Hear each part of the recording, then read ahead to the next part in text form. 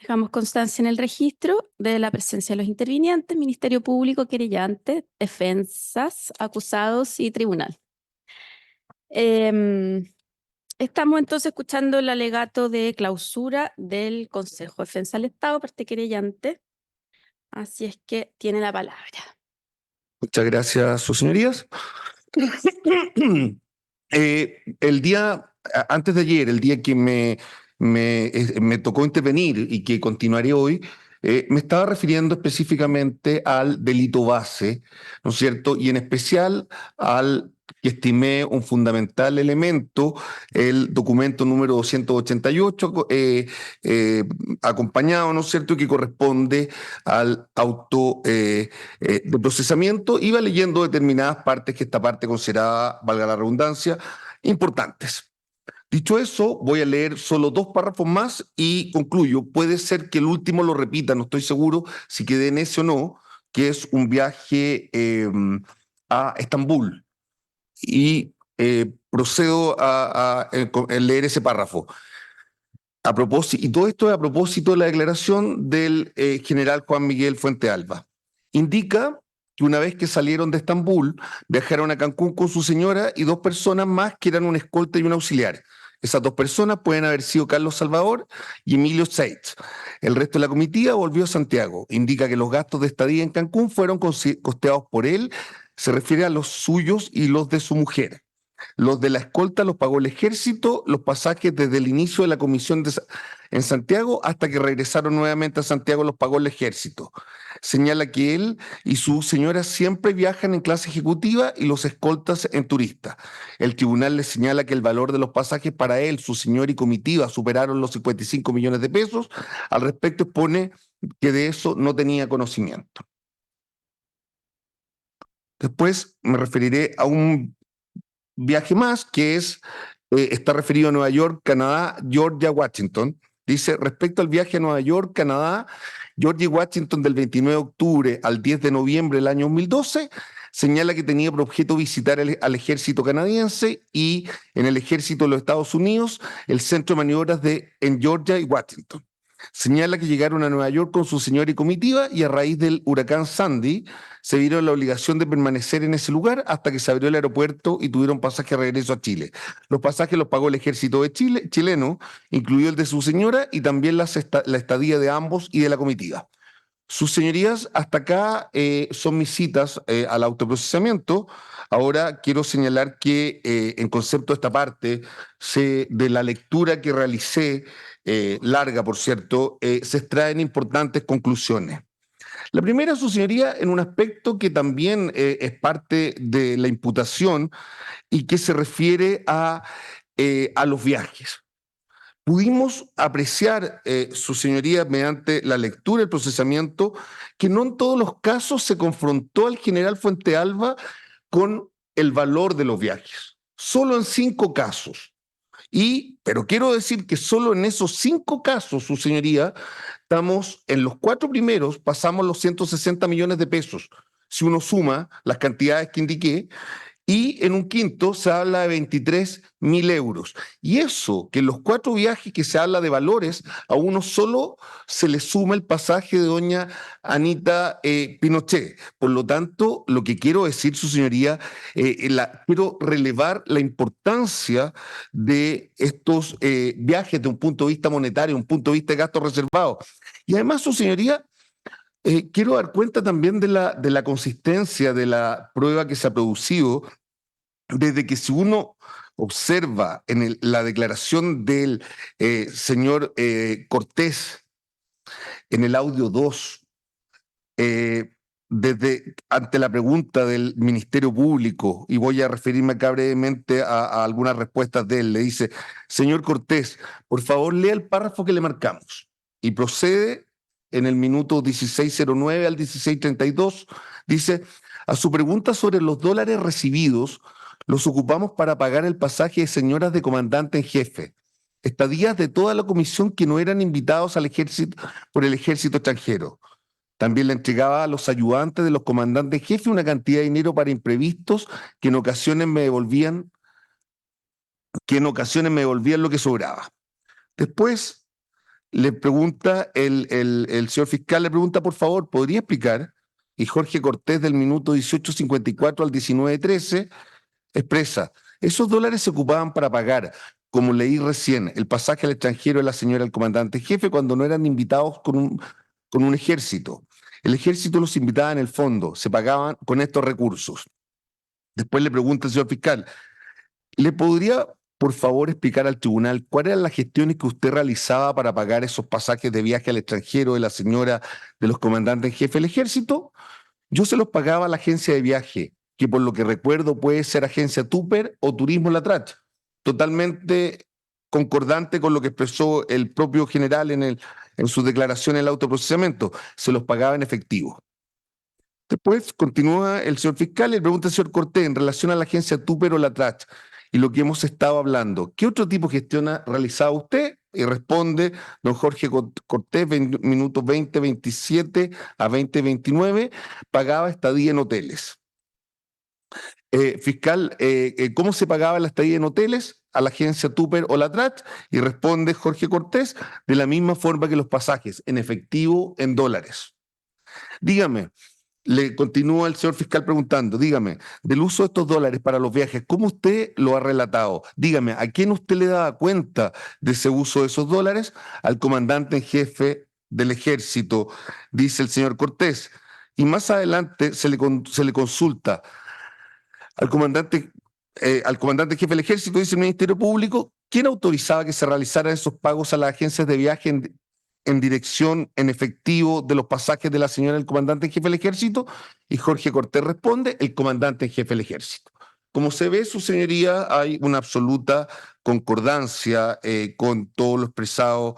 Ahí están esos millones a los que me referí, ahí están esos dólares, en definitiva, su señoría. Ahora, en segundo lugar, quiero resaltar del auto de procesamiento eh, que pudimos ver de la lectura, de la revisión de las declaraciones del señor Hidalgo, del señor Vázquez, una consistencia, una persistencia en una versión, en un relato, en definitiva. Sin embargo, respecto al general Fuente Alba, vimos todo lo contrario.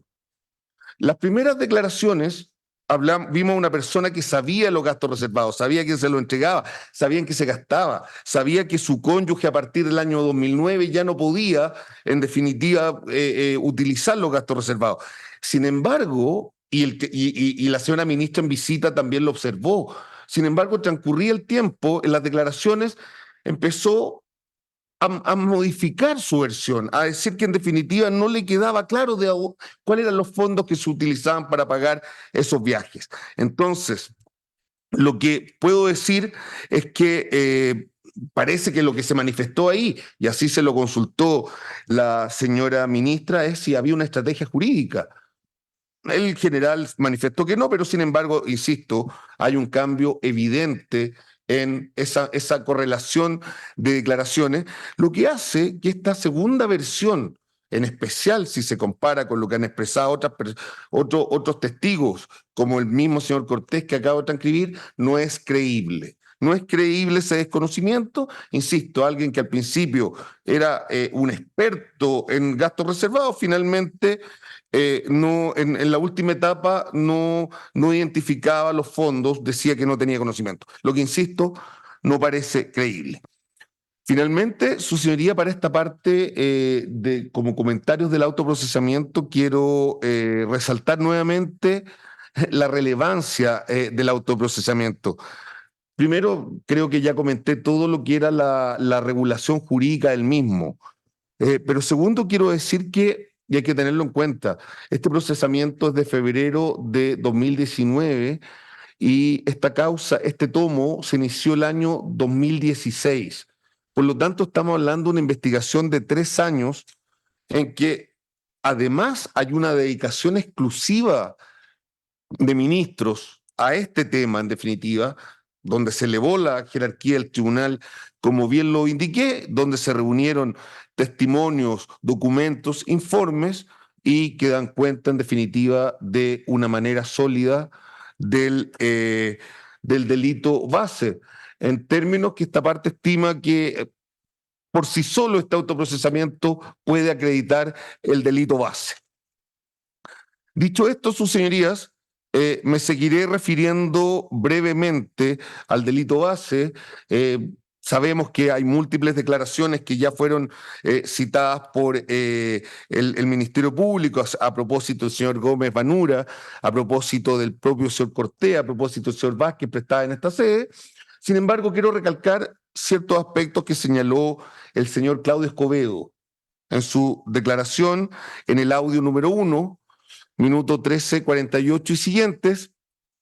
Se le pregunta, y voy a tratar de ir solo esquematizando cómo llegaba ese dinero al señor Corteo, al señor Vázquez, y obviamente ratifica la explicación de las remesas que se efectuaban a la comandancia en jefe, en definitiva, y donde ellos disponían de estos dinero y que quedaban a disposición del comandante en jefe, y en definitiva independiente de las distribuciones que se pueden hacer por el área de finanzas.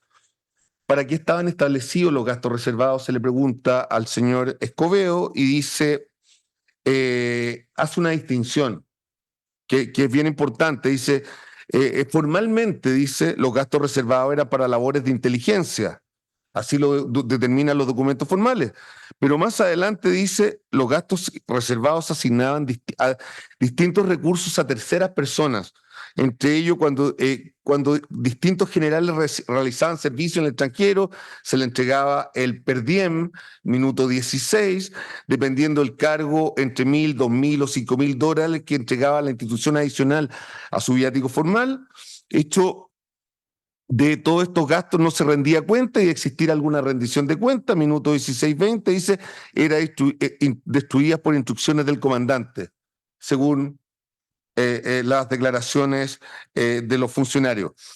Y después dice que adicionalmente estos gastos, ¿no es cierto?, en el minuto 16:32, se descubrió que también una arista investigativa, dice Escobedo, en cuanto estos recursos eran para costear viajes para la cónyuge al extranjero y que no todos, y que no estaban, y que no en todos, digamos, están autorizados, decía, pero igual de forma se hacían. Tema al que por cierto me acabo de referir. Después continúa en esta declaración diciendo que es relevante todos los gastos de la casa comando, ¿no es cierto? Dice, uno de los mayores gastos que se destinaban de reservado era para la mantención de esa casa comando, y da una serie de explicaciones a propósito del costo de teléfonos celulares, del personal, algunos extras que le pagaban cuando tenía que hacer celebraciones formales, digamos que se realizaban en la casa comando, flores, etcétera. Se le consulta quién estaba a cargo de esta casa comando. Minuto 19 dice Rodolfo Hidalgo Fariña, el que iba a retirar la remesa de dinero a la comandancia en jefe. Después explica la operatoria, que ya me referí varias veces a ella, en cuanto se retiraban los recursos de la comandancia en jefe y si no alcanzaba se podía pedir otra remesa y la rendición era destruida. También dice que en esos gastos se sacaban regalos para accesorios de oro, ya sea para los generales que se dan al retiro y también para sus cónyuges. Se constató que estos gastos fueron en efectivo, dice. Y ahora su señoría en particular me referiré a una modalidad de lavado y específicamente o en lo fundamental, porque hay algunas cosas que señala el señor Álvarez a propósito de la colocación. No reiteraré todo lo que dijo el Ministerio Público, por cierto, pero iré apuntando ciertos aspectos que esta parte considera importantes. A propósito, comienza el señor Escobedo, esto es en el audio 2, aproximadamente, no, el minuto, creo que está un poco más adelante. A propósito de la información de cartolas bancarias de cuenta 5989 del Banco Chile, cuyo titular es Juan Miguel Fuente Alba. ¿Cuál es la finalidad de esto? Es determinar los depósitos en efectivo, se le consulta. Dice, los depósitos en efectivo cuesta seguirles el rastro, porque no hay un respaldo posterior. Perdón, este es el señor Escobedo, continúo con él. Dice, el seguimiento, la trazabilidad de la operación, en este caso no hay justificación económica. El origen de estos fondos podría ser cualquiera, refiriéndose justamente a los depósitos efectivos en la fase de colocación que estamos comentando. Cuando estos fondos en una investigación patrimonial entran en una cuenta, ¿qué sucede respecto de los otros fondos que tiene la cuenta? Y señalas que, bueno, digamos, estarían dentro de las posibles etapas de un lavado. Incluso ahí hace referencia a lo que señala la página, un lavado activo, que lo que señala la UAF, incluso en su página web, donde se colocan, digamos, diversos dineros, dice, y habla en la etapa de colocación.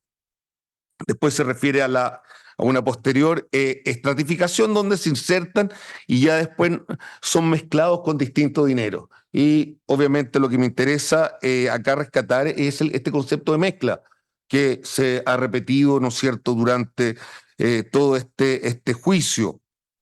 Después de eso, su señoría, se le exhibe documento 380, minuto 19, a propósito del detalles de comisiones pagadas al extranjero, por un total de $139.995,21. Y se le pregunta por qué las agencias de viaje a veces emitían cheques a funcionarios de ejército en términos generales. Claro, y se refiere a lo que es la devolución de exceso de equipaje. Dice que la devolución de exceso de equipaje finalmente es una nominación genérica, en definitiva, es una nomenclatura, pero eso era una nomenclatura, no más que le dan ellos en este caso, dice, porque se generaba una nota de crédito y explica todo el procedimiento, pero no necesariamente era exceso de equipaje. Y después de eso dice, eso provenía de recursos fiscales, esas devoluciones ingresaban al arte de los propios funcionarios y a todas esas notas de créditos. No quedan reflejadas o no ingresaban a la contabilidad del ejército. Eso era un poco la forma de operar que tenía con esas agencias y esas notas de crédito. Y después en el consideran más adelante, en el audio 11, minuto 13, se le consulta, ¿usted recuerda si los comisionados al extranjero en comisiones de corta duración, como todas las que tuvo el comandante en jefe, don Juan Miguel Fuentealba, en esa época, podían viajar con familiares o no? Y responde, no podían viajar con familiares, salvo que fuera por costo propio. Escuchamos, su señoría, los altísimos valores de los pasajes hace minutos y esto da cuenta, en definitiva, de la relevancia de ese tema. Después, en el audio 14, su señoría, se le consulta, ¿recuerda lo que nos mencionó respecto en cuanto al uso de gastos reservados respecto de pasajes o viajes relacionados a los viajes del general Fuentealba? Y reitera cosas que ya hemos dicho, pero siempre es importante tener claro que las distintas declaraciones son contestes en estos temas. Bueno, dentro de lo que pudimos determinar, había gastos reservados que se entregaban según declaraciones de Cortés y Vázquez, se entregaban para los viajes del comandante y jefe y su cónyuge. Porque todo lo que eran pasajes, sobre todo los viajes en que iba la cónyuge, porque esto no estaba autorizado, y todo esto era cubierto con los denominados gastos reservados. Las estadías también se cubrían con gastos reservados. Y después entonces se le pregunta a su señoría algo que ha sido muy importante en este juicio, especialmente por la declaración del perito señor del Valle, por la declaración del propio general Fuentealba en su momento. Se le pregunta qué sucedía entonces con los viáticos al comandante en jefe, que de acuerdo a lo que usted correspondió indagar, ¿qué pasaba con ese viático? Los viáticos eran depositados las cuentas, en la cuenta, me parece, el Banco Chile, y por ende, todo lo que se entregaba por gasto reservado, que era en efectivo, quedaba para libre disposición del comandante en jefe. Ahí está la explicación, su señoría, de tantos ahorros en dólares. Esos viáticos que tenían que ser usados obviamente en la estadía, en los gastos de la comisión, la verdad de las cosas que se permitía, lo que se hacía en la práctica, se ahorraba íntegramente. Y lo que había que financiar, se financiaba con gastos reservados de manera ilícita. Después, en el audio 14, su señoría, se le exhibe la prueba documental número 11, a propósito, 40, informe del Banco de Crédito e Inversiones del 28 de abril de 2016 respecto a Juan Miguel Fuentealba, y adjunta cartolas de la cuenta, cartola del 2010 al 2015. Y se le pregunta respecto a este banco SI qué hallazgos fueron importantes y expresa que este banco en general no tenía mucho movimiento en comparación a lo que era la cuenta del Banco Chile, pero sí para los temas investigativos, los depósitos en efectivo, era lo que llamaba la atención y posteriormente el análisis de la cartola de la tarjeta de crédito, perdón.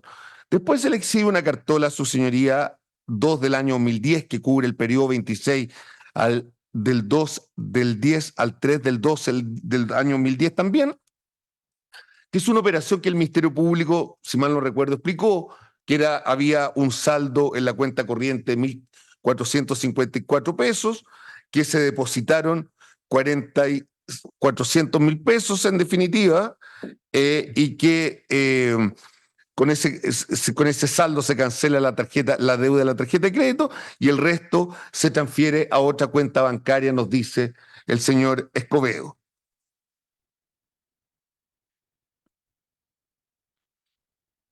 Después, su señoría, a propósito ya de la misma lógica del lavado, pero ahora pasando a lo que dijo, algunas cosas que dijo relevante, o que dijo muchas cosas relevantes, pero que esta parte quiere destacar especialmente, el perito Cristian Álvarez Cabión.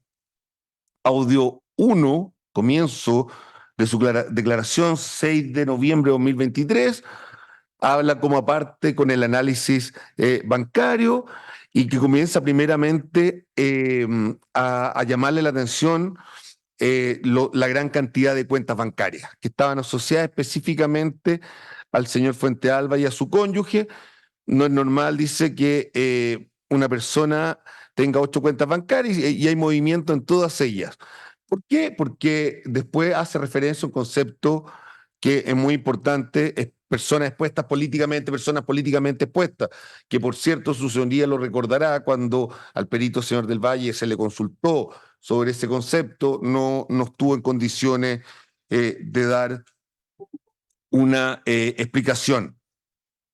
Después de eso, su señoría, minuto 21, voy recalcando solo temas que considera relevantes, dice que empezó a encontrar abonos y a propósito de la lógica de la colocación, abonos en las cuentas con el concepto de depósito en efectivo. Dice que reconoce que habían otros abonos y altos, pero con vale vista y otras cosas, pero que habían importantes abonos en efectivo, dice, durante todo el periodo de análisis, enero 2008 a 31 de diciembre de 2016, durante todo el periodo, la mayor cantidad de depósito en efectivo fue durante el año 2010 en adelante. Absolutamente. Entonces dice, ¿en qué situación estaba? Tenía 8 cuentas bancarias en las cuales todas tenían movimiento y que había transferencias de la cuenta principal hacia esas otras cuentas. Después de eso, su señoría insiste que todas estas cuentas, todas, recibieron depósitos en efectivo. Minuto 23. Y ahí entra un concepto, su señoría, que es fundamental, que y empieza a hablar de que comenzamos nuevamente a ver señales de alerta, del cual no se hace este proceso en materia de lavado de dinero a través de fraccionamiento. Pequeñas cantidades constantemente, montos que no superan los umbrales que son sujetos de control y alerta en las instituciones. Por ejemplo, los bancos, empresas de inversiones, estamos hablando de precio en efectivo. La distribución de los sujetos obligados a notificar de operación en efectivo que está sobre los $10.000. Tema al que volveremos. Y acá, su señoría, y después me referiré a ello, quiero adelantar o recordar el día que esta parte le correspondió contraexaminar al perito señor del Valle cuando se le preguntaba por la relevancia de estos dineros, de estos depósitos en efectivo de montos no tan altos, y él por el contrario hablaba de criterios de contabilidad, que eso era intrascendente, etcétera. Entonces era un desconocimiento de la normativa pertinente relativa al lavado que pido que a este tribunal poner atención. Y después dice su señoría, incluso a sus cifras, al minuto 24:10. Dice, al sumar todos los depósitos en efectivo que fueron directamente a las cuentas bancarias del periodo analizado. Llegué a la suma aproximada en todas las cuentas bancarias del señor Fuentealba, sumado también la de su cónyuge, en depósito en efectivo moneda nacional, 57 millones de pesos. En cuanto a las cuentas que tenía en dólares, considerando la cuenta en dólares del Banco Chile más la de la cuenta del HSBC, tenemos 58.000 dólares en depósito en efectivo. Son depósitos, dice en el minuto en efectivo que yo durante el análisis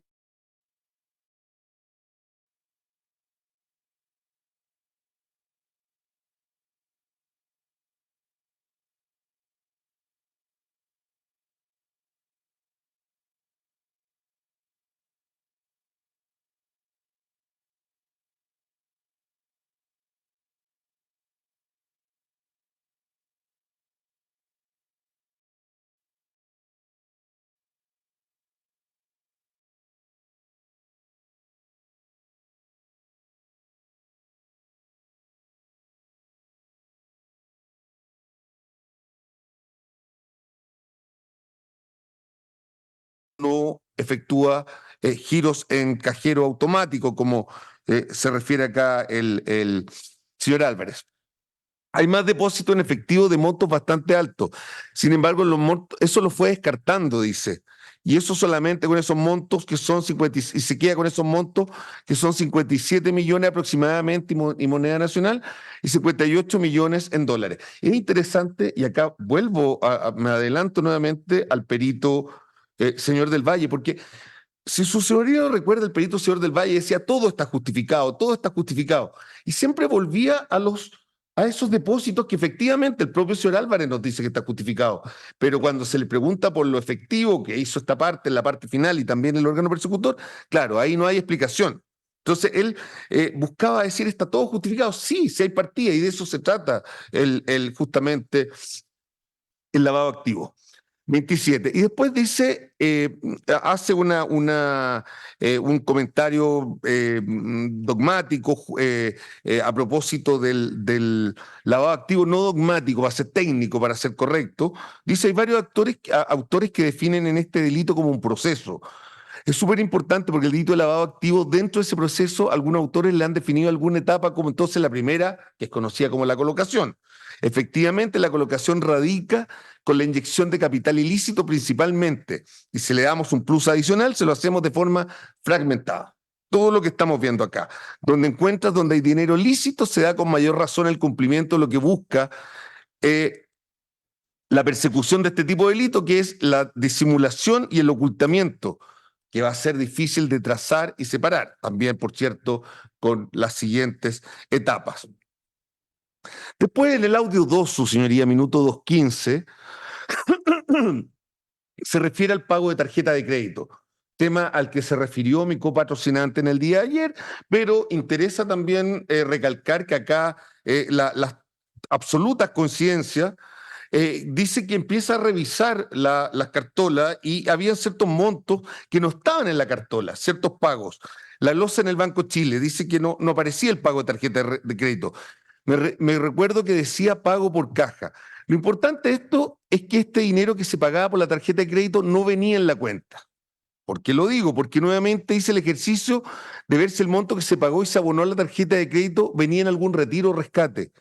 Y no lo encontró de su cuenta y no lo encontré. Y si había algún cheque o algún documento que se pudiese relacionar o vincular con el pago de la tarjeta, tampoco lo encontré. Si sumo solamente los pagos por caja, dice, no la facturación total y no todos los pagos que efectuó. El señor Fuentealba, a su cuenta, solamente los pagos por caja en moneda nacional me dio un monto aproximado de 112 millones de pesos.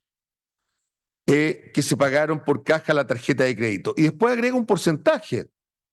Estamos hablando entre un 40 o un 50% de la facturación pagada. Entonces tenemos 112 millones de pesos en pago de tarjeta bancaria moneda nacional que fue por caja. Y después se refiere a los pagos por caja, la tarjeta en dólar. Dice, en cuanto a la tarjeta dólar, lo mismo, pero aquí hay una particularidad. Casi el 100% se pagó todo por caja. La mayor cantidad de fondos de la tarjeta de crédito en dólares se pagó por caja y la suma total de eso me dio 234.000 dólares y fracción. Después, más adelante, en el minuto 7, insiste, usa el concepto inyección de dinero. Tenía inyecciones de dinero que no provenían de su cuenta, no tan solo como depósito en efectivo, sino también inyección a través del pago de la tarjeta de crédito. Y siempre la misma lógica, su señoría, dice, y no en su totalidad, sino que era parcial, fraccionado. Entonces vuelve a la misma metodología anterior. Fui notando que había un fraccionamiento, dice el perito, el cual llama la atención una vez que uno lo analiza, porque en primera instancia, al ver la cuenta, cuesta percatarse, revisar que si efectivamente hay pago de tarjeta, pero todavía seguía habiendo un incremento patrimonial muy alto versus los gastos. Y después continúa diciendo que, claro, acá ya hay una segunda forma de inyectar dinero, que no era de fuente ilícita, ¿no es cierto?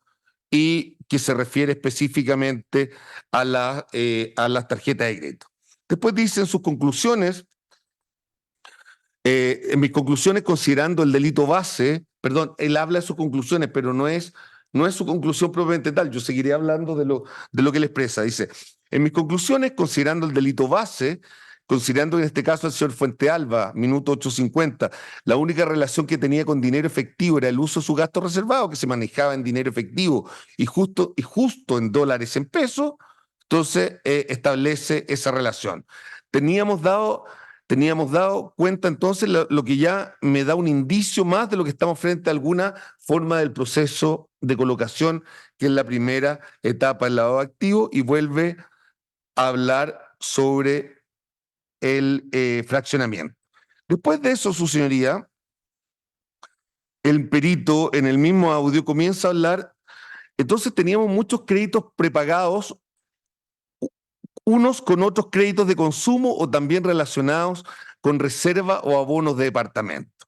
Después, específicamente, más adelante se refiere al crédito de consumo vinculado a abonos, parte de pago de departamento 2304 y 2404 de Avenida Kennedy, su señoría. ¿Y quién perdón, se me pasó la mano? ¿Qué es lo relevante, su señoría? Que usa la expresión respecto a esto, situación similar a la tarjeta de crédito. Comencé a analizar las cuotas de los créditos y en varios de ellos me encuentro que las cuotas se iban descontando en su cuenta corriente y de repente se me saltaban cuotas. Lo dijo literal. Se me saltaban. ¿Qué quiere decir? Que no fueron pagadas por la cuenta corriente y aparecían cuotas más adelante. Entonces hay varias cuotas que se pagaron por otra vía distinta a la cuenta corriente. Minuto 17:30. Y después dinero que nuevamente dice que trató de asociar, y esto es lo relevante, a cargos o giros de dinero que hayan salido a la cuenta y que puede estar vinculado con algún cheque que se haya pagado por fuera. No lo encontré en ningún otro caso en cuanto a los montos asociados a la modalidad. Respecto a las cuotas de los créditos que se saltaban, dice, hay 67 millones de pesos que no provienen de la cuenta. Entonces, nuevamente, tratando de ver la opción de cómo se puede pagar, o sea, dinero, dice el minuto 19, la forma de pagarlos directamente en el banco y los fondos utilizados para eso no vienen de la cuenta corriente. Por lo tanto, nuevamente me encuentro que el señor Fuentealba pudo pagar ese dinero con dinero que la única asociación que tenía era con dinero de gasto reservado, por todo lo que ha dicho que era lo que se recibía como gasto reservado, ¿no es cierto? Después dice, no estoy diciendo, y esto es importante, que el señor Fuentealba pagó la totalidad de los inmuebles con fondos de gasto reservado. Lo que estoy diciendo es que hay inyecciones de capital ilícito, en este caso, que no provienen directamente de sus fuentes legales y que vienen a cumplir nuevamente con la etapa de colocación, de forma fraccionada directamente, en el pago de inmuebles. Entonces, y él va sumando formas. Entonces, hay una tercera forma en la cual se fue inyectando dinero. Después se refiere a la diversificación y la va centrando en una especie de comodín en los fondos mutuos. Dice, cada operación de compra y venta de vehículos, operaciones de venta y renta de inmuebles del dinero que quedaba a disposición del señor Fuentealba, en cada una de estas ventas siempre pasaba por inversiones de valores. el ítem que decía la cuenta, que era un fondo mutuo. A veces tan poco tiempo, porque después los tomaba y adquiría otros inmuebles, otro vehículo. Se utilizaban así constantemente. En materia de lavado de dinero, comienza a llamarse la segunda etapa del lavado, que es la diversificación, ir realizando diversas operaciones para perder el rastro, ¿no es cierto? Comienzo a ver múltiples operaciones que es el único objetivo es hacer perder el rastro del dinero. Y tiene un objetivo muy claro. En minuto 22:40, darle una justificación aparente a la nueva inversión.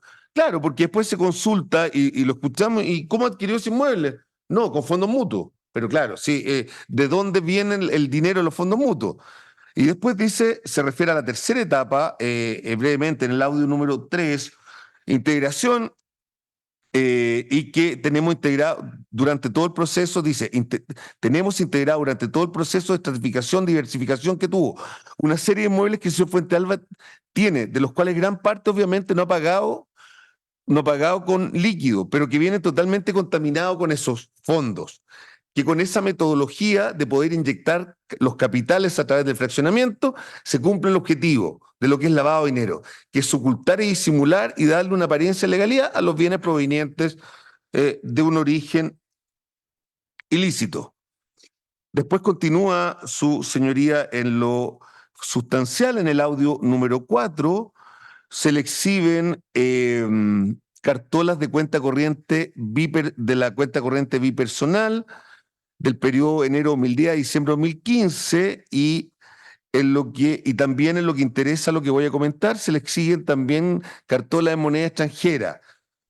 Y dice, y a propósito de distintos depósitos en documentos, en moneda extranjera. Dice, aquí hay una particularidad que tiene que ver con depósito de documentos, 2 de septiembre de 2011 por $9.850, 5 de septiembre también un depósito por $9.950, 12 de septiembre depósito con documento por $9.900. Son montos, y lo hemos dicho, lo hemos escuchado, que están justo bajo el umbral, dice el perito, de reporte, ya que no superan los 10.000. Entonces, por lo tanto, las personas que suelen preocuparse de no generar esta señal, hacen justamente depósitos por esos montos. Después su señoría continúa revisando las cartolas con depósito en efectivo o con documentos con la misma particularidad, bajo los $10.000. Y insiste que se trata de un proceso de colocación y que estamos en el tema del fraccionamiento. Después de eso, en el audio número 8, su señoría, minuto 22, vuelve a las tarjetas de crédito. Llama la atención, claro, y acá una explicación de los cupos tan altos. Dice, llama la atención el cupo de 26 millones de pesos, muy alto a la regla general, como señal de alerta. El cupo tenía una explicación porque los cupos eran utilizados para pagar parte de vehículo que compraba o que quería comprar el señor Fuentealba. Pero la utilización de las tarjetas de crédito son relevantes dentro de la investigación porque a través de ellas se empezaron a hacer las inyecciones. Ya me referí a esto, su señoría, lo reitera en el minuto 22:58, pagos a través de caja que son relevantes y porque por la caja no queda un registro tan evidente. En un promedio aproximadamente 40-50%, ya lo había expresado, y que no provenían de sus fuentes legales. Minuto 38.48, el pago por caja es un pago que no deja registro, no está registrada la cuenta corriente. Los pagos y esto es interesante, su señoría más adelante dice, los pagos que registra la cuenta corriente no guardan relación con los pagos de la tarjeta de las compras de tarjeta de crédito. O sea, hay importancia en los gastos en efectivo. En el minuto 34 dice lo que se busca es dificultar, ocultar, disimular a través de todo este tipo de operaciones cosas que cueste y aparentemente tengamos una operación lícita. Pero definitivamente estamos viendo que hay un método en el cual se está insertando este dinero de forma bastante oculta, disimulada para poder realizar pagos. Después, su señoría, el 20 de noviembre de 2023, en el audio 18, se refiere a la tarjeta terminada en 4788, página 37 de la acusación, ¿no es cierto? 19 del 12, pago en efectivo por 100.000 pesos, se le exigen una serie de pagos en efectivo, su señoría, y en el minuto, que ya muchos han sido señalados por el órgano persecutor, en el minuto 10:27 dice, son pagos realizados de manera en efectivo que no son realizados a través de cuenta corriente y tampoco involucran fondos que estaban a la fecha disponibles en la cuenta corriente. Son fondos que se realizaron pago en efectivo por otra vía, por caja, minuto 10:57, que no se pueden vincular a los fondos legales del señor Fuentealba, contenido en su cuenta. Más adelante, su señoría, algo a lo que ya se refirió el señor Escobedo, que yo hablé de la operación, prueba documental número 40, informe del Banco de Crédito de Inversiones del 28 de abril de 2016, respecto a Juan Miguel Fuentealba Poblete y adjunta Cartolas. Minuto 1, audio 21, dice, los depósitos en efectivo cuando se hacen inyecciones de capitales de fondo, en este caso, fondo ilícito, la idea es perder la trazabilidad.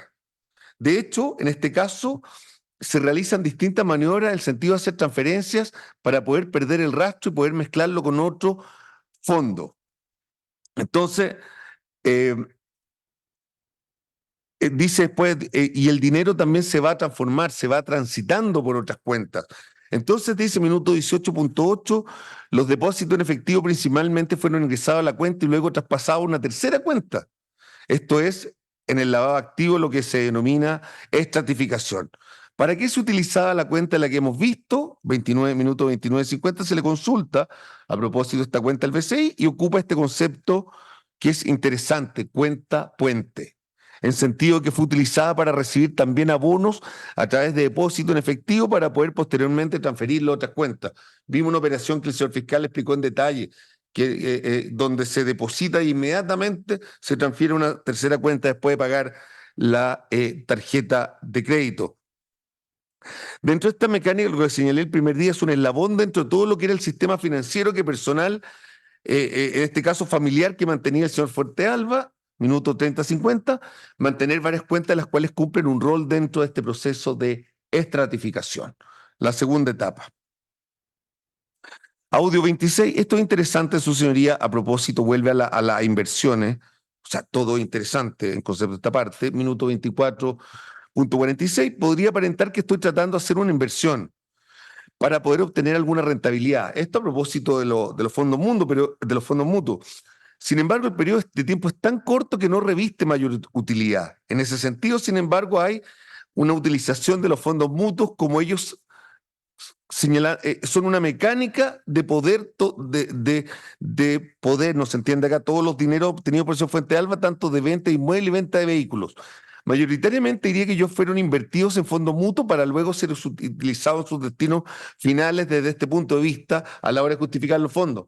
Como lo señalé, su señoría, finalmente los fondos mutuos eran una estación intermedia que ya era parte de la diversificación. Porque claro, dice que en el fondo las inversiones eran por periodos tan cortos que simplemente no alcanzaba a ver utilidad en esas inversiones en fondos mutuos. Y más adelante, en el minuto 26:30, dice hay que dar un paso más para poder profundizar y poder llegar al origen, y eso es lo que al final se está tratando de realizar en este sentido.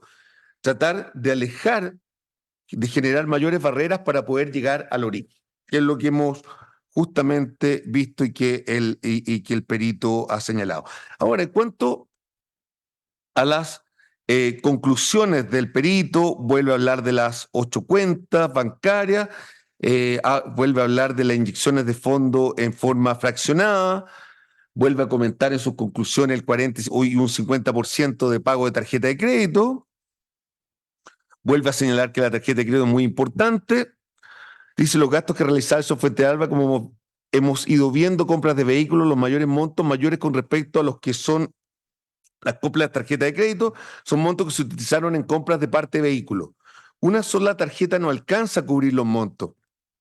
Minuto 31:15, sigue mezclando con cheques, documentos, depósitos en dólares, 6 operaciones de compra y venta de vehículos que se obtenía con ellos. Con ellos obtenían documentos, cheques principalmente de venta de los vehículos de la automotora, que a él le permitían posteriormente justificar inversiones. Aunque después dice, tuvo muchos fondos mutuos que se fueron ingresando, rescatando parte de ellos y fue utilizando siempre el conducto de su ingreso, principalmente con respecto a la inversión. Era la compra de los bienes, las ventas, fondos mutuos, luego las nuevas compras, las ventas nuevamente, fondos mutuos, aunque estuviera un par de días, no importa, siempre entraban en fondo mutuo. Por lo tanto, y esto efectivamente es así, o sea, el análisis de la carpeta de los antecedentes, justamente esa es la complejidad en su momento, por cierto, ahora en el marco del juicio. Por lo tanto, el análisis fue muy complejo porque eran miles de operaciones durante el periodo analizado. Miles de operaciones. Al final se va perdiendo el rastro de la trazabilidad de los fondos. Existen muchas justificaciones de por medio para poder entender el origen de los fondos. Las justificaciones de por medio, eso es lo que hacen la trazabilidad, perder la trazabilidad, la diversificación, es lo que se busca. Es por ello que en alguna declaración del mismo señor Fuentealba, me recuerdo cuando se le preguntaba por el origen de los fondos de ciertos bienes, y él siempre señalaba que provenían de fondo mutuo o provenían de automóviles, venta de automóviles. Clara y nítida la explicación, sus señorías. Vuelve a hablar de los depósitos en efectivo, en cheque, vuelve a comentar sobre, más adelante en el audio 30, sobre la estratificación. No volveré a repetir uno por uno el concepto. La serie de múltiples operaciones, creo que ha quedado claro lo que he comentado y todo lo que se ha visto anteriormente. Dice que en realidad los vehículos, en el audio 30, su señoría, eran un medio, porque él tenía vehículos asignados, que más bien este cambio de vehículos sistemático obedecía más bien a una estrategia en el fondo. Eh, Eso fue un mecanismo que a él le ayudó a realizar múltiples operaciones para poder tener justificaciones de fondo y poder realizar inversiones que después fueron terminando en inmuebles. Dice, de acuerdo a lo que yo señalé el primer día, desde mi punto de vista, el objetivo principal era contar con inmuebles que a él le permitían tener un ingreso complementario a su jubilación. Esto porque el señor Fuentealba, al analizar la tarjeta de crédito, se podía observar básicamente un estándar de vida bastante alto con respecto a sus gastos. Vuelve a reiterar lo de las inyecciones de fondo que no provenían de su cuenta bancaria. Finalmente dice, algunos de sus gastos se observan también en la carpeta investigativa que no puede señalar ahora que eran gastos que tiene el señor Fuentealba relacionados, minuto 3.8, por ejemplo, a la mejora de su bien raíz. Lo que se ha dicho, en este caso, jardines, pastos que él fue incorporando y que fueron adquiridos con fondos, con depósitos en efectivo. Mejoras que no realizó con fondos legales. Fue incrementando el valor de los bienes raíces que él tuvo. Entonces, dice que esto a la larga le va a poder, le permite en definitiva poder incrementar su patrimonio porque sus fondos legales siguen disponibles. Como paga en efectivo todos los ítems a que nos hemos estado refiriendo, entonces dice que sus fondos legales están disponibles completamente para pagar cuota de crédito, para pagar, invertirlo básicamente en bienes. Porque si consideramos, y acá me permito leer su señoría, porque si consideramos que realmente los fondos se hubiese realizado todas esas inversiones solamente con fondo legal y teniendo que realizar sus gastos personales con fondos legales, no podría haber tenido todas esas inversiones. Y llegar a un patrimonio que supera los 1.200 millones de pesos. Después su señoría, y ya concluyendo lo que dice el perito señor Álvarez, dice que no digo que todo provenga de allá, dice minuto 6 y 11, pero sí existe una parte. Yo estimé aproximadamente en 450 millones, lo que dentro de los fondos que yo pude observar que se pudieron inyectar producto de depósito en efectivo por los métodos señalados.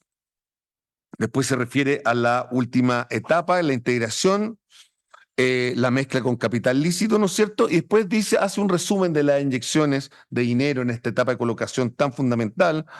Depósito en efectivo directamente en las cuentas, pago de las tarjetas de crédito, pago de las cuotas de crédito que eso se realizaron a través de las cuentas corrientes, pago en dólares del vehículo automotora, pagos que se realizaban en efectivo. Y de esa manera nos señala que llega a esa suma, su señoría. Y con esto concluyo mi referencia al señor Álvarez. Y voy a un segundo para...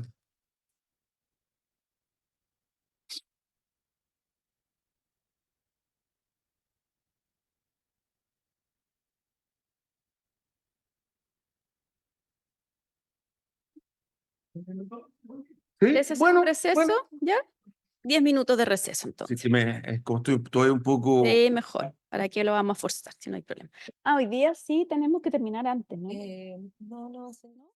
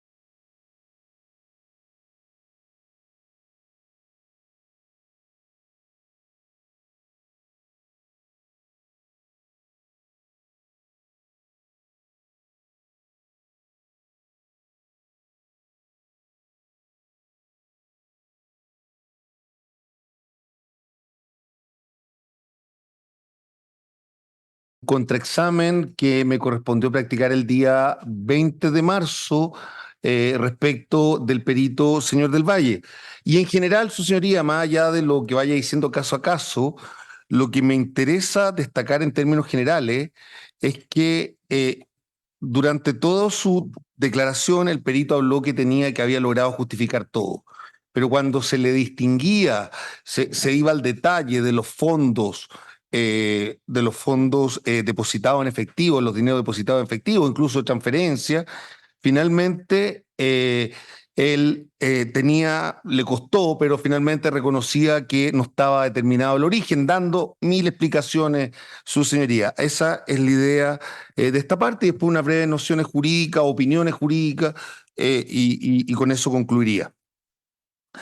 Partí, su señoría, ese día en el audio 1 consultándole, ¿no es cierto?, respecto a depósitos por una suma de 7.957.841 que fueron depositados por personas que eran dependientes y eran subordinados del comandante en jefe.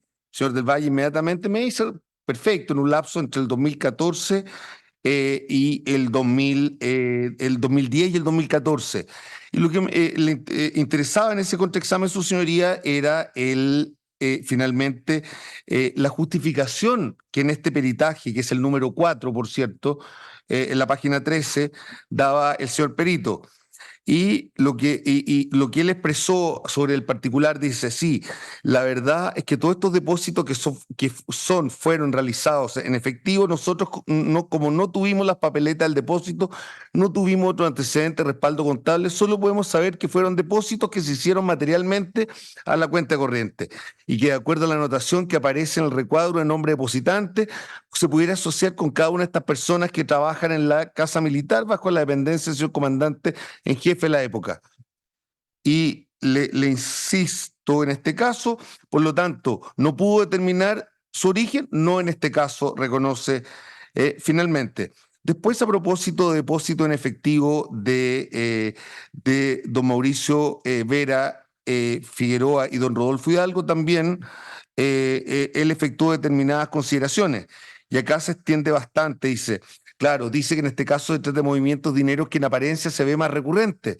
Sin embargo, no hay que olvidar que estos uniformados en esa época integraban un organismo denominado grupo personal, uniformados que, entre otras tareas, le correspondía cumplir las antes señaladas.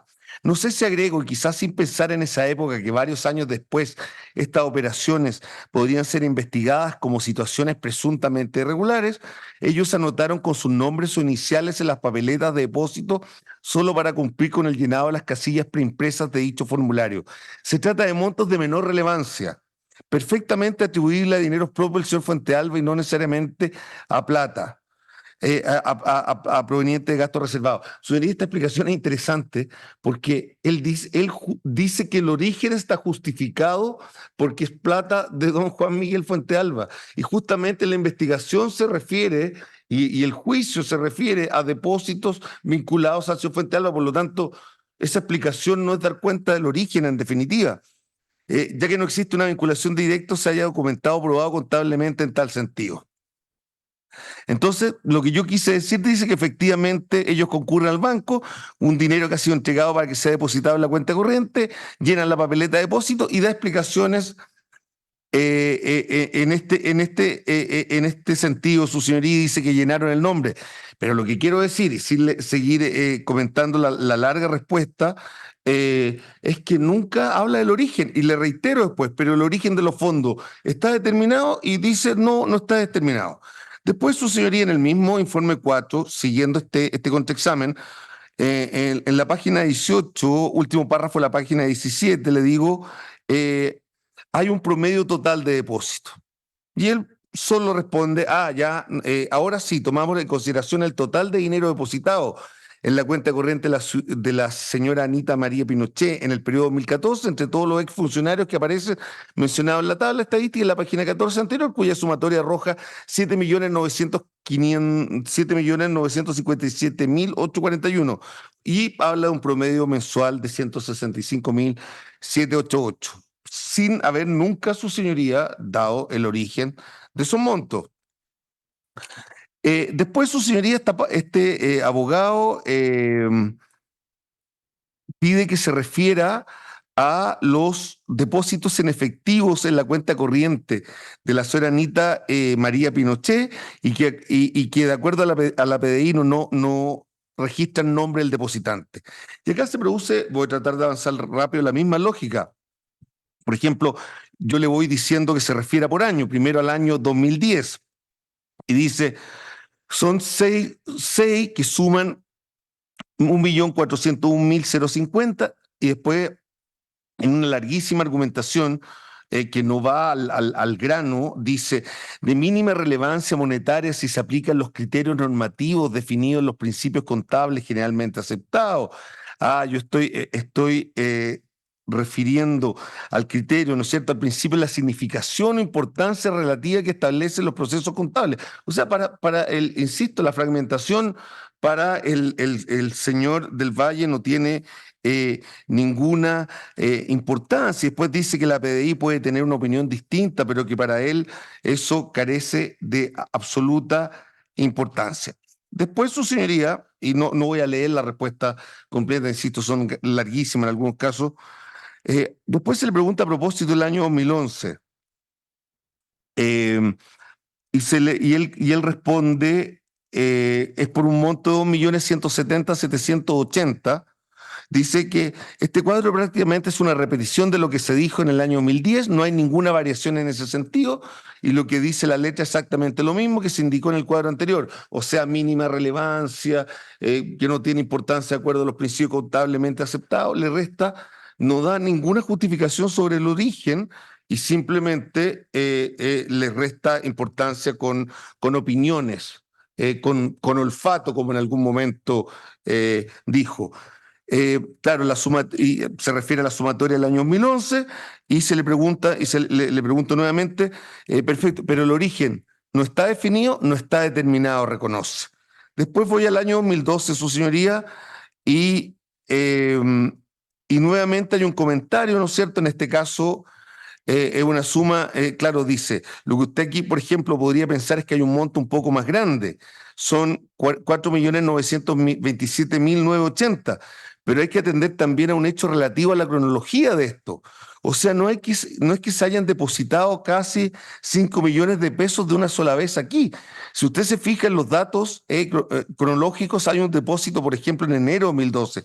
Después de ningún movimiento hasta abril hay 2 depósitos. En abril de 2012 por 27.000 y por 48.000.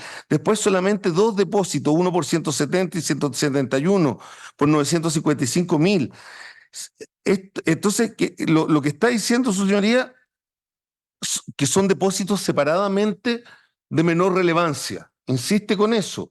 Pero volvamos a los conceptos deslizados por ejemplo, por el perito señor Álvarez a propósito de y por toda la doctrina y dogmática referida a este tema en cuanto a la fragmentación.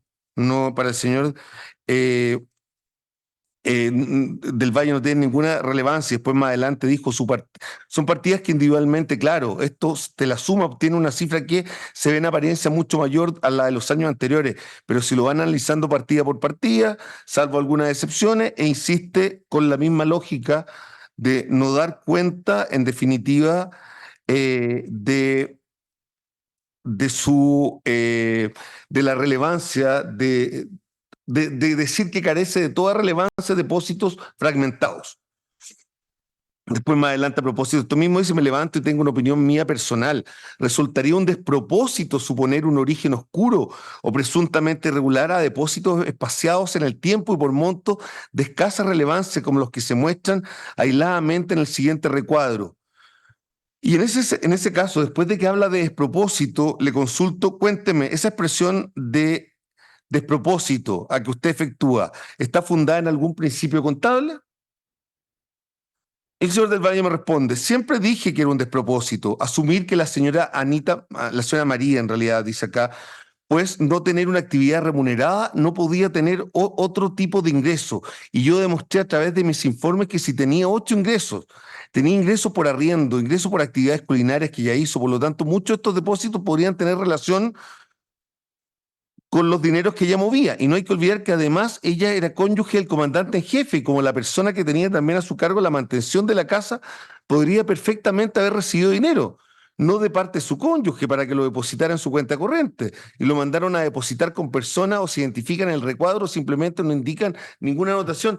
Sus señorías, lo que interesa advertir acá es que no hay ninguna justificación.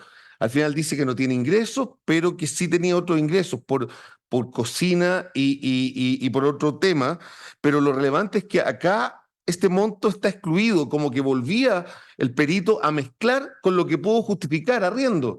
Pero se le pregunta, es que no son arriendos, son los montos que no tienen justificación. Y ahí le insisto, ¿tiene justificado su origen?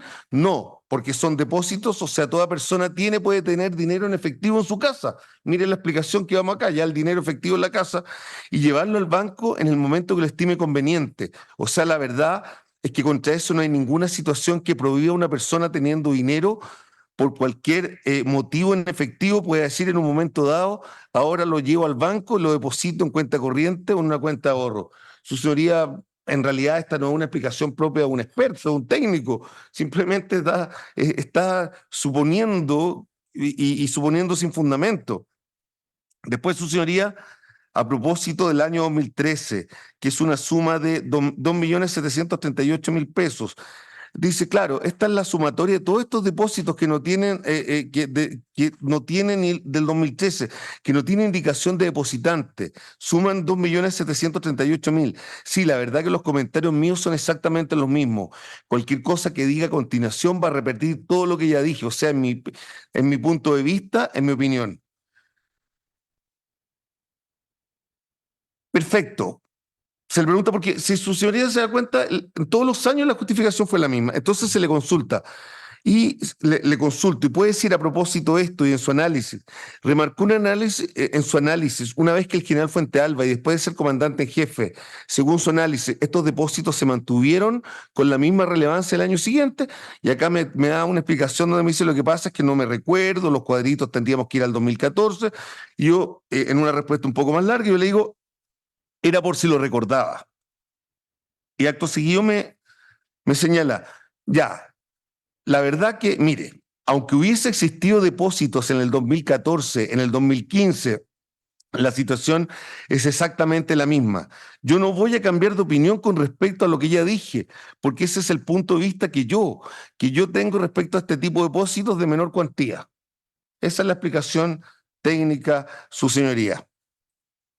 Después de eso, se le pregunta, su señoría,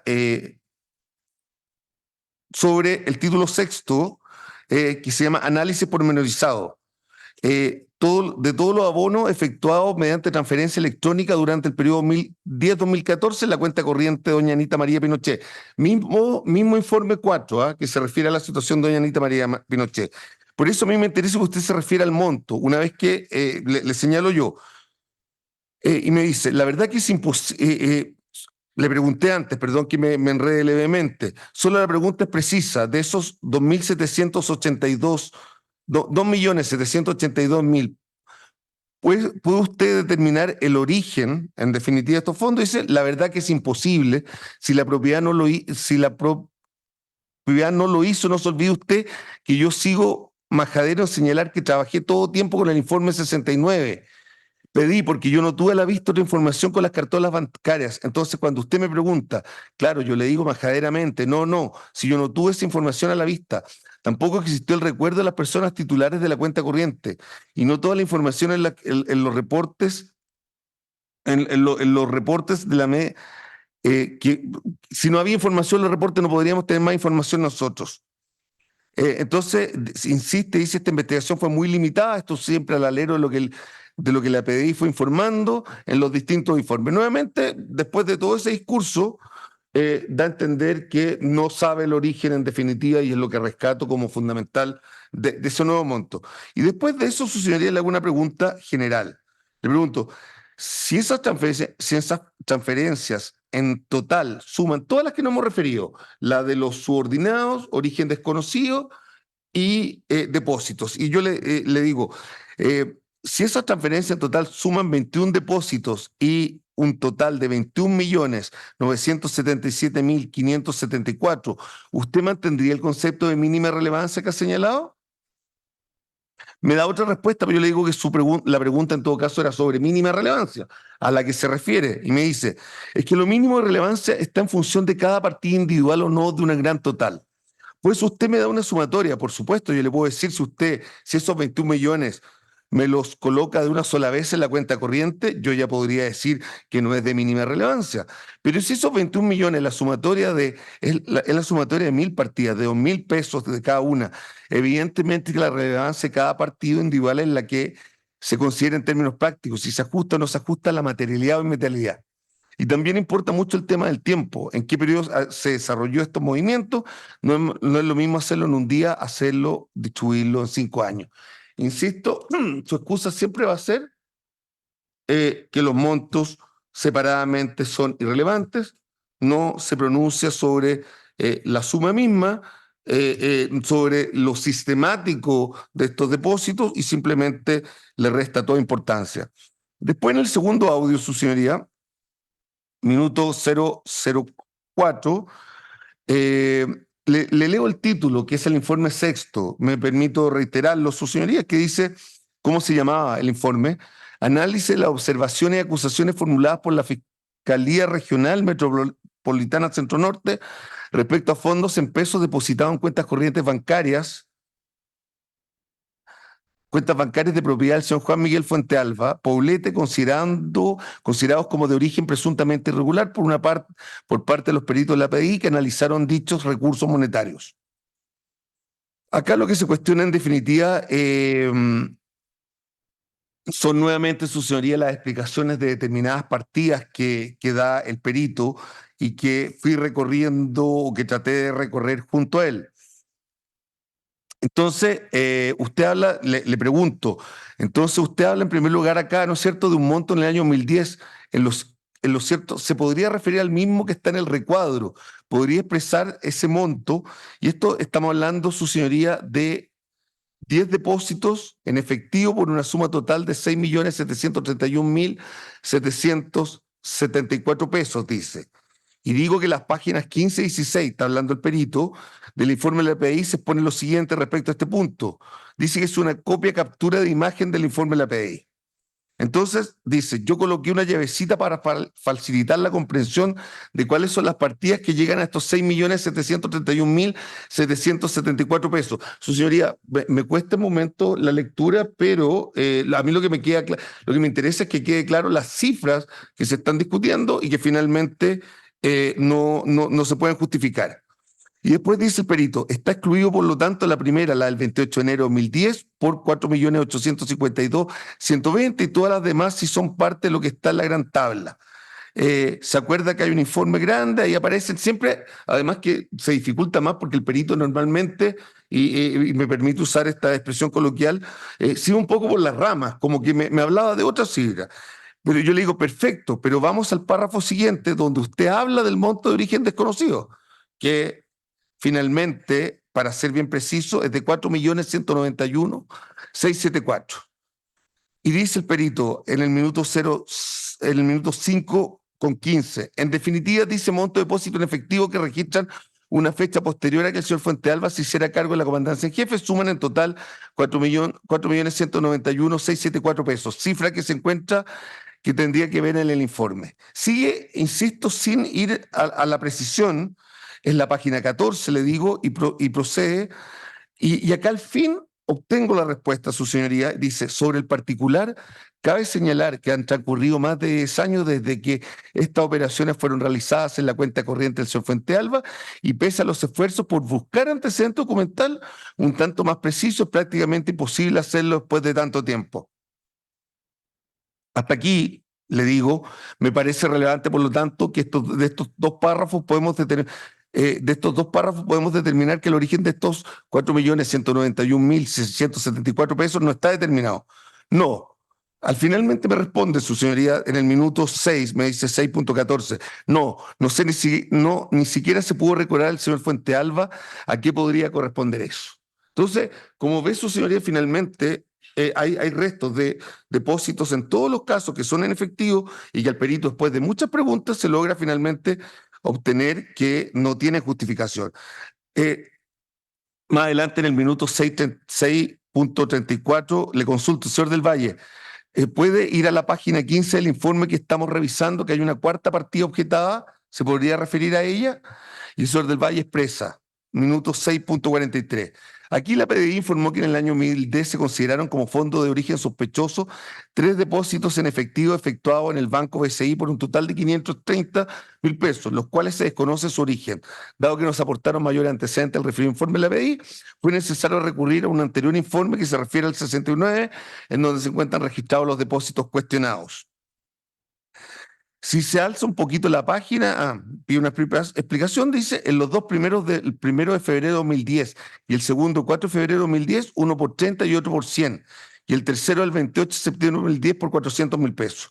Entonces lo que hace, dice, por lo tanto, me salto acá una parte de su respuesta, era bastante larga en aras del tiempo, por lo tanto nos queda solamente un depósito de 400.000 pesos, los 530.000 pesos que fueron objetados y que son los que aparecen formalmente objetando, no solo por la PDI, objetados no solo por la PDI, sino que también por la Fiscalía, porque estas cifras nunca fueron modificadas posteriormente.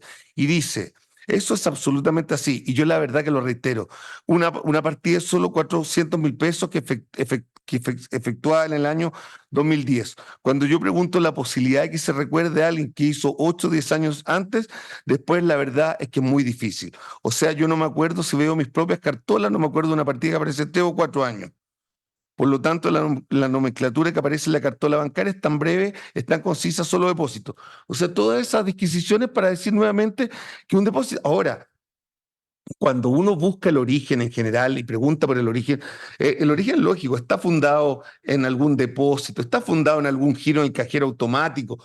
Es la misma revisión que el señor Álvarez justificaba y que decía, busqué en distintas posibilidades, si había alguna transferencia, algo y no lo encontré. Esa es la pregunta. No necesariamente recordar, dar esta excusa de que han pasado muchos años. Y le insisto, por lo tanto, este monto tampoco está determinado el origen, tampoco. Igual que en los casos anteriores, me dice el señor del Valle. Después, le pido que vaya a la página 16 del informe y me contesta el señor del Valle. Claro, aquí la quinta partida objetada era por 4.537.000 pesos, que está conformada por 8 depósitos en efectivo realizados en la cuenta corriente del banco Scotiabank del señor Fuentealba. Perfecto. Y el monto, de los cuales se conoce, me dice el señor del Valle, de los cuales se desconoce su origen por 4.537.000 pesos, que lo acabo de decir. Y avanzando un poco más, le consulto al minuto 09, el minuto 9.21. ¿Hay alguna explicación respecto al origen de estos fondos en su informe, que también lo tiene ahí, por cierto, si estima consultarlo? Siempre me preguntan en la misma, al origen finalmente. Claro, lo que dijo en la página siguiente, que el señor Fuentealba no mantiene archivos, que esto fue una cuenta corriente abierta principalmente para una operación específica que se hizo con el banco Scotiabank de un crédito hipotecario.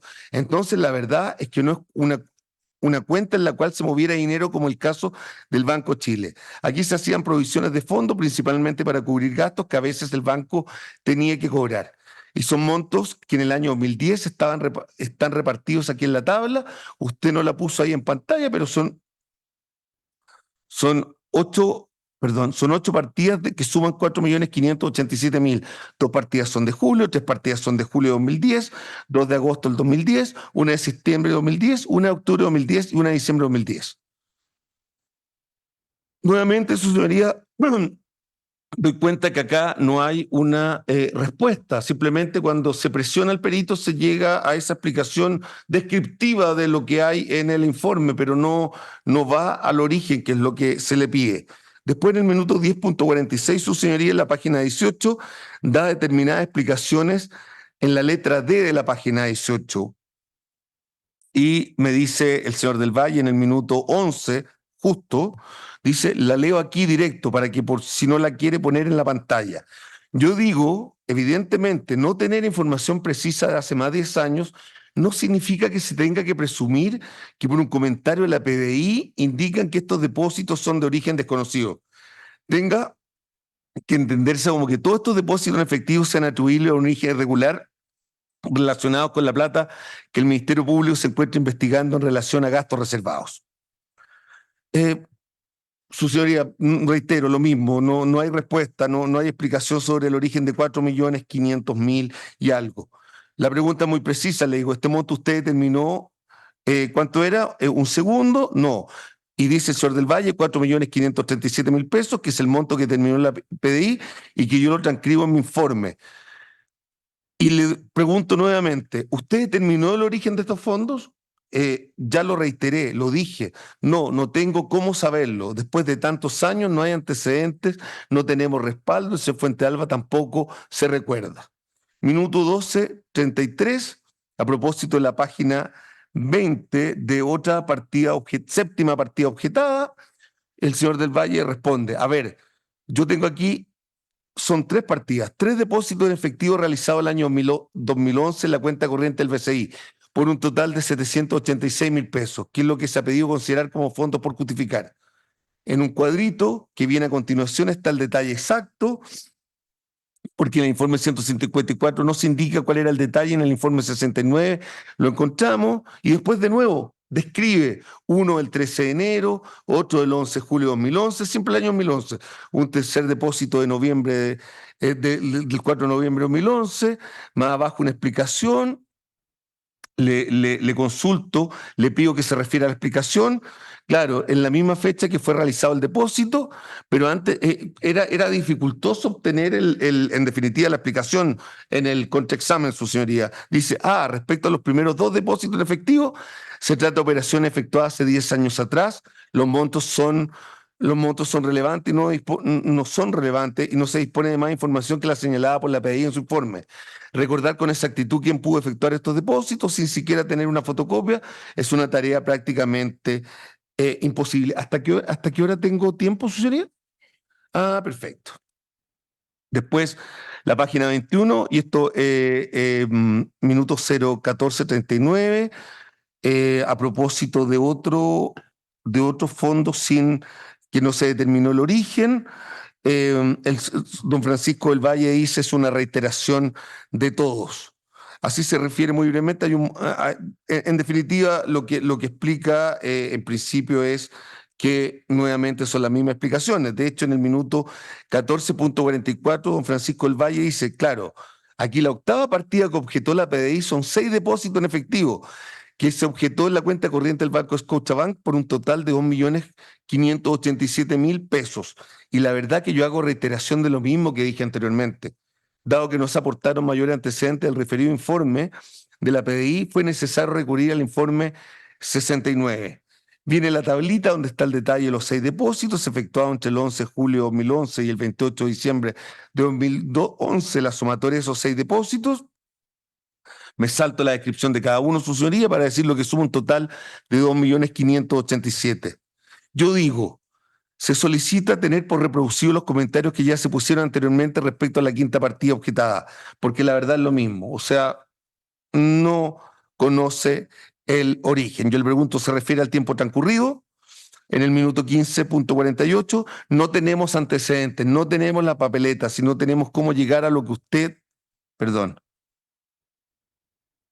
a lo que usted me señala en cuanto al origen. No hay cómo recordar ni tenemos comprobantes de respaldo que nos permitan amarrar estas operaciones con algo específico. Después continúo. Página 25. ¿Se puede referir a ella la explicación que usted da en la página siguiente? La 10ª partida que objeta la PDI corresponde a depósitos en efectivo de Juan Miguel Fuentealba, realizados en la cuenta corriente del BCI, todos estos en el año 2012, por un total de 2.147.428 pesos que quedaron clasificados como fondos por justificar. Después digo en la página 43, en el informe de la PDI 154, se dice que los depósitos en efectivo son realizados principalmente por el propio señor Fuentealba. ¿Cómo se puede comprobar en la siguiente captura en imagen? Y ahí entonces tenemos una captura de imagen. Si usted la muestra, la puede recordar las demás personas. En la final de la página 25, en el final de la página 25, tenemos una tablita que no la hice yo, esa tablita la hizo la PDI, donde está el monto. Y acá viene lo que quería destacar, su señoría. Por lo tanto, en este caso, los fondos son relativos. Por favor, la expresión, pido respetuosamente poner atención, son relativamente de origen conocido. Aquí no podríamos decir que son de origen desconocido, porque la propiedad los clasificó como fondos por justificar. Es absurdo, porque finalmente dice que el señor Fuentealba el que depositó, y justamente el acusado es el señor Fuentealba. Y acá hace una distinción entre fondos por justificar y explica cuál sería la diferencia con o fondos de origen desconocido, que para efecto del ejercicio que estoy haciendo, de la exposición que estoy haciendo, no es relevante. En el minuto 24:36, su señoría, este segundo audio le pregunto que me quiero referir a la partida número 13 objetada.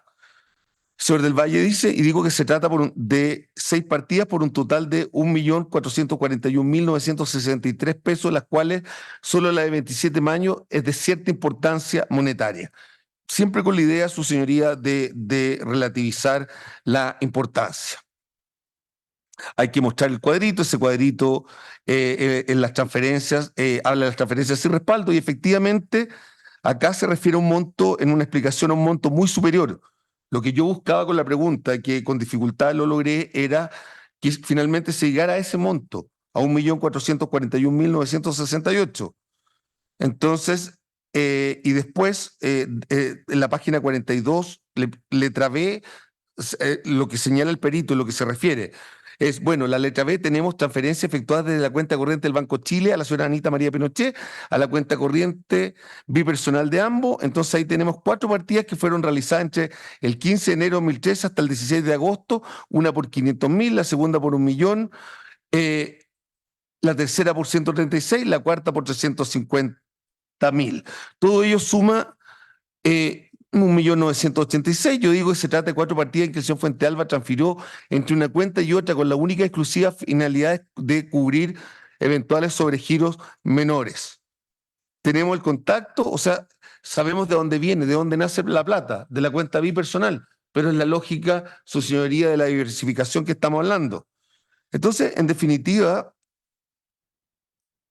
no, las explicaciones, y a riesgo ya de ser majadero con esto, siempre están vinculadas a lo mismo. Después, en el tercer audio se le preguntó por la partida 14ª, que corresponde a un 9%, dice el señor del Valle, de depósito en efectivo realizado en la cuenta corriente del BCI del señor Fuentealba por 3.109.800. Y después de eso, él las descompone nuevamente en la tablita y dice, en este caso son depósitos en efectivo los que mayoritariamente está anotado como depositante el señor Fuentealba, salvo una excepción ahí donde aparece el señor Hidalgo. Entonces la pregunta es, en esa, insisto, acá lo que hay que destacar son los montos sin justificar que se dieron esa mañana el 20 de marzo, es ahí donde está la justificación. Si dice que el propio señor Fuentealba el que depositó, no hay ninguna explicación. Dio muchas más explicaciones, su señoría. Voy a tratar de ir a lo más relevante. Hay otra que interesa porque en el minuto 1:25 de ese tercer audio destaca que en el fondo la PDI entendió que no había justificación porque, entre otras cosas, no había un giro en un cajero automático. Y él, dentro del marco de esta larga respuesta, dice, o sea, si yo hubiera encontrado un giro en un cajero automático, esta operación hubiera estado justificada. Y yo le pregunto, en minuto 3:04, pero usted no encontró ningún giro en cajero automático. No, igual que la PDI tampoco, pero yo lo dije, le digo el criterio. Si se hubiera encontrado, se habría considerado como una partida no sospechosa. Como su señoría puede advertir, es la misma lógica en todos los casos. Hay una explicación en el cuadro siguiente, pero tendré que ir a las conclusiones. Más adelante, en el minuto 05:28, a propósito de otra partida, dice, incluso ya un poco cansado el perito tal vez con mis preguntas, dice, pero respondiendo a lo tantas veces consultado, el origen no lo tenemos. No sabemos cómo llegar a ese origen, no tenemos cómo, no hay datos. Finalmente, y acá es la pregunta que me interesaba destacar, lo que le consulté en el minuto 5:37 era, finalmente, si sumamos todas estas partidas que están cuestionadas, por las que le fui consultando, le dije, se suma un total alrededor de 23 millones de pesos. ¿Usted me diría que es una suma de mínima relevancia? Y acá viene algo relevante, dice el minuto 5:51. Lo veo en el contexto de lo que dice que fue la malversación. Y acá hay algo interesante porque como que entiende el perito que se va como al delito base completo para hacer su comparación, que como vimos ayer hay partidas diversas. Lo veo no es lo mismo lo veo en el contexto de lo que dice que fue la malversación y en el contexto de lo que dice, de acuerdo a la acusación de la Fiscalía, los casi 1.500 millones de pesos que se llevaron al patrimonio Fuente Alba como consecuencia de haber hecho todas estas operaciones regulares, dentro de las cuales se incluyen depósitos en efectivo. Y yo después le digo, y si sumamos esto a los 21 millones de pesos, o sea, los de la Soranita, 21 más 23, 44 millones. Si usted saca el porcentaje de los 21 millones, solo se refiere a los 21 millones, no lo suma. Contra los 1.500 le da 0,0 y algo. Desde el punto de vista porcentual, del punto de vista estadístico, es insignificante.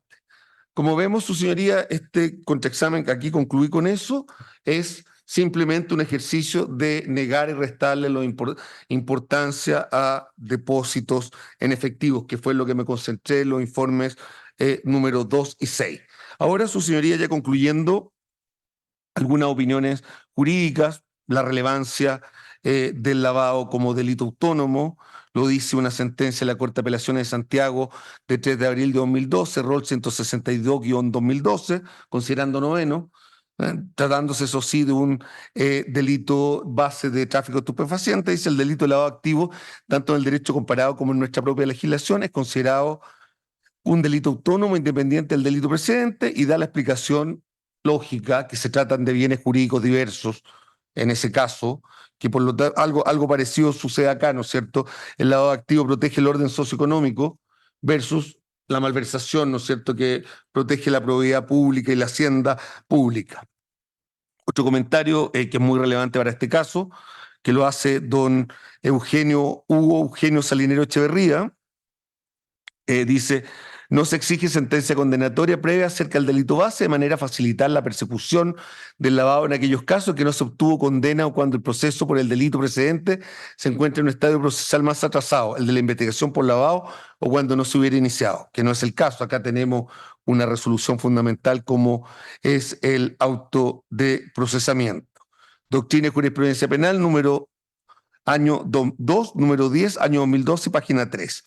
Después hay una referencia a propósito de don Antonio Segovia, prueba indiciaria y lavado de dinero, revista jurídica del Ministerio Público, número 40, página 200, sobre la prueba del tipo objetivo, que esto coincide mucho con lo que sucede acá, su señoría. Y que dice, la labor de acreditar la realización de las acciones o omisiones materiales que forman los verbos rectores del tipo penal, ocultar, disimular, adquirir, poseer, tener, usar, puede verse facilitada fundamentalmente debido a la enorme cantidad de prueba documental que finalmente acarreará la utilización del sistema financiero económico legítimo para dar apariencia de licitud al producto del delito base. En un ejemplo sencillo dice, perdón, que me pasé, inscribir bienes a nombre de terceros con el fin de ocultar o disimular su origen ilícito se prueba fundamentalmente mediante la inscripción. Otra cosa, como veremos más adelante, es la prueba de que ese acto tenía por objeto justamente ocultar o disimular.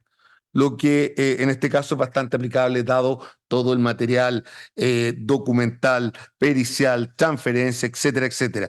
En cuanto a la prueba del tipo subjetivo, ¿qué nos dice don Héctor Hernández Basualto? Nos dice que el dolo se presume a partir de las circunstancias externas del hecho. Dice, los hechos internos solo pueden probarse en el sentido de ser inferidos a partir de hechos conocidos, y esto es en cualquier sistema probatorio y en cualquier época, sin excepción, pues como destaca acá Velasco Avellán, caso paradigmático de prueba indirecta es los hechos psicológicos, pues ni la motivación ni las intenciones pueden ser observadas o deducidas. Después de eso, su señoría, y acercándome al final, esto es don Héctor Hernández, en un informe en Derecho realizado para el Ministerio Público, Santiago, año 2004, páginas 19 y 20. En cuanto a la admisibilidad de la prueba indiciaria, escrito, por ejemplo, don Fernando Londoño y otros, coordinador don Cristian Maturana Miquel, Editorial Jurídica de Chile, Santiago 2003, página 530, donde se refiere a la admisibilidad de la prueba indiciaria, la libertad probatoria que cambia radicalmente en el sistema de prueba legal o tasada vigente bajo el Código de Procedimiento Penal de 1906, como queda constancia en la historia legislativa del Código Procesal Penal, significa que en principio todo hecho puede ser probado por cualquier medio. Y más adelante, otra cita que me permito señalar del mismo señor Segovia, en Revista Jurídica Ministerio Público número 40, página 210, la utilización de la prueba de indicio en la acreditación del delito de lavado de dinero no tiene ninguna objeción formal o material que le impida, es más, es parte del proceso de razonamiento que debe hacer el tribunal y que es consustancial al sistema probatorio del Código Procesal Penal chileno. Acá hay una señoría que voy a leer completa, que es de un destacado académico, doctor en Derecho, don Percy Cavero, que se refiere a la situación, una situación en Perú, pero que da cuenta de antecedentes muy similares a lo que hemos visto acá. Dice, la prueba del concreto hecho generador de las ganancias puede ser directa o indirecta, siendo esta última modalidad probatoria la más usual. El acuerdo plenario número 3/2010, que es como una especie de pleno del máximo tribunal peruano, hace mención en el punto 34 a diversos indicios, indicadores de un delito de lavado de activos. Estamos hablando del año 2010, su señoría. Y dice, en primer lugar se encuentran los indicios que permiten asumir los activos no tienen procedencia lícita, tales como el incremento injustificado del patrimonio, la realización de operaciones sospechosas e inusuales por los montos o frecuencia, la existencia de negocios aparentes, la presencia de testaferros, la utilización de sociedades o cuentas precedentes de paraísos fiscales, entre otros. En segundo lugar, están los indicios que ponen en evidencia la vinculación de los activos con una actividad criminal previa, como sería la investigación anteriores por delitos generadores de ganancias, los contactos personales con los sospechosos para realizar estos delitos, la coincidencia del incremento patrimonial con el tiempo que duró el contacto con los sospechosos o con un cargo determinado. Eso lo agregué yo, perdón, la última frase, su señoría. Debe desterrarse la idea de que la prueba por indicio implica un relajamiento del estándar probatorio o se admite la validez de simples conjeturas para dar por probado el delito previo. La prueba por indicios debe alcanzar la misma fuerza de convicción que la prueba directa, por lo que en lo absoluto su admisión puede llevar a estándares probatorios de menor exigencia. Cavero Percy, la discusión jurisprudencial sobre el delito fuente como elemento normativo del tipo del delito de lavado activo, Perú, páginas 54 y 55. Brevemente, su señoría, refiriéndome a los indicios, cito al profesor también Ramón Ragués en su artículo para Revista Estudio de la Justicia, año 2004, el Centro de Estudio de la Justicia de la Facultad de Derecho de la Universidad de Chile, consideraciones sobre la prueba del dolo, y él nos dice que, claro, la prueba del dolo, los hechos psíquicos, hay dos formas de probarlo. Una es la confesión, que dice que es la prueba por excelencia, pero si no, su señoría plantea la prueba de indicios, es decir, la aplicación por parte del juez de determinadas máximas de experiencia, y las máximas de experiencia en este caso tienen especial importancia, su señoría, a hechos de naturaleza objetiva previamente probados. Este segundo medio probatorio no opera en este juicio. Y habla él específicamente de las reglas de experiencia sobre el conocimiento ajeno. O sea, máximas de experiencia sobre el conocimiento que tendría que tener la persona que efectúa la conducta, dado y lo vincula a un amplio consenso social este autor en torno a la vigencia de determinadas conductas. En el caso concreto, la prueba del dolo deberá aislar aquellas reglas que se emplean en sociedad para las atribuciones mutuas de conocimientos entre ciudadanos. Y lo expuesto se logra en el ámbito del dolo y de su prueba de contextualizar al hombre medio en el escenario del concreto acusado, añadiéndole buena parte de sus características personales. Su señoría, ya hemos dicho, ya lo dijo el Ministerio Público en detalle, distintas conductas que dan cuenta de que son anormales para máximas de experiencia aceptadas actualmente en una sociedad, y por cierto en la época de los hechos, su señoría. Algo parecido dice el profesor Jonathan Valenzuela a propósito de las inferencias probatorias epistémicas o empíricas, donde resalta, dice, la sana crítica es un sistema en que los juicios del tribunal acerca de los hechos encuentran límites en la lógica, la máxima experiencia y los conocimientos científicamente afianzados. Las máximas experiencias son un tipo de juicio cuya fuerza depende de las credenciales epistémicas, y acá hemos dado cuenta de una serie de hechos que permite desarrollar estas máximas de experiencia en el sentido que propone esta parte.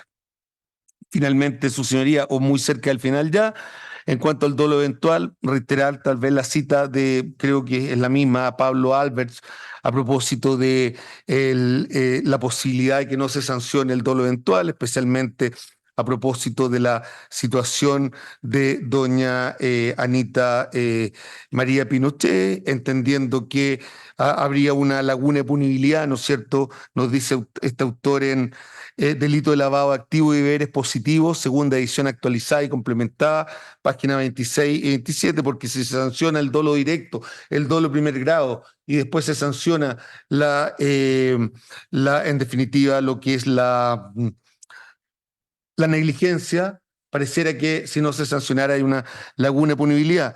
También hay otra referencia que puedo efectuar en una determinada sentencia a propósito de que el a sabiendas es simplemente una referencia a un elemento del tipo objetivo, pero no a otros como el ocultamiento, por ejemplo. Puede ser que se sepa sin duda el origen ilícito, pero que se pueda representar como eventualmente la comisión del delito, o sea que el elemento subjetivo esté vinculado al dolo eventual en cuanto al ocultamiento, a la disimulación, y perfectamente se plantea como posible ello, su señoría, en el fallo que no, perdón, es un autor, Mauricio Reyes, exigencia del dolo directo en el delito de lavado activo, página 743, revista de Ciencias Penales, sexta época. Finalmente, y ahora sí, su señoría, estando muy justo en el tiempo, en cuanto a las etapas final del lavado, son principalmente tres, nos dicen: la colocación, el ensombrecimiento, la diversificación, estratificación. Me voy a referir a la colocación. Esto también es citando a el señor Alberts en la obra citada, pero me interesa la colocación. La UAF, tomando en cuenta los conceptos de la GAFI, ha señalado que la etapa de colocación se traduce en la introducción de ganancia ilícita en el sistema financiero, y se señala como ejemplo de esta fase los depósitos en cuentas bancarias y la inversión en instrumentos financieros, como es el caso de cualquier título transferible, como acciones e instrumentos de deuda de corto, mediano y largo plazo, cuotas de fondos mutuos o cuotas de fondos de inversión. Todo lo que hemos visto acá, su señoría. Por su parte, también se ha entendido que este proceso, como la circunstancia de deshacerse materialmente de significativos montos de dinero en efectivo sin ocultar todavía la entidad de los titulares. Dentro de las técnicas mayormente utilizadas por los lavadores se encuentra el fraccionamiento, o el denominado coloquialmente pitufeo, que se ejecuta usualmente mediante depósitos bancarios de pequeñas cantidades de dinero en efectivo bajo un umbral determinado para evitar las obligaciones legales de identificación y reporte. Es relevante mencionar en esta etapa la intervención de entidades recaudadoras o intermediarios financieros, los cuales podrían ser utilizados o estar dispuestos a facilitar sus cuentas bancarias para que fondos de origen ilícito se transfieran a otros destinatarios lugares a cambio. La frase de estratificación, su señoría, no me volveré a referir porque hablé de ella también, y lo mismo con la integración, especialmente a propósito de los inmuebles. Entonces, su señoría, concluyendo, después, en opinión de esta parte, después de todo lo antecedente que he hecho referencia, sin perjuicio de todo lo que señalaba el órgano persecutor, por cierto, y más allá de toda duda razonable, una vez terminado este juicio, no me cabe duda que este tribunal adquirirá la convicción más allá de toda duda razonable, perdonando la redundancia, de que acá se ha cometido el lavado de activos, y que son intervinientes punibles en el mismo, los acusados Fuente Alba y la señora Pinochet, y por lo tanto serán condenados a las penas que solicitó esta parte en su acusación particular. Eso es todo, su señoría. Muchas gracias. Ya, señor querellante, lo único, recordarle que hace mucho tiempo atrás, cuando estaba empezando este juicio, usted hizo unas ciertas precisiones muy pequeñas respecto de lo que se distinguía de la acusación del Ministerio Público. Querellante, Consejo de Defensa del Estado, decía, me parece, que respecto a la responsabilidad de doña Anita María Pinochet, ustedes invocaban el artículo 15, número 3, a diferencia de lo que señalaba el Ministerio Público en su acusación. Y agregaba las multas a las penas. Eso era la aclaración al principio del juicio, cuando se había Sí. pedido incluso un certificado. Ahora se me olvidó revisar la hora, su señoría. Ya, entonces le pido que para la réplica, cuando se le ofrezca la palabra, Absolutamente. tenga Me el encargo de- preparado porque hay que Perfecto. saber cuál diferencia hay si es que Perfecto. hay. Hablé mucho, no hablé de eso, perdón, su señoría. Ya, no se preocupe, muchas gracias. Entonces mañana partimos con los alegatos de clausura de la defensa. Hasta luego. Mañana plenaria.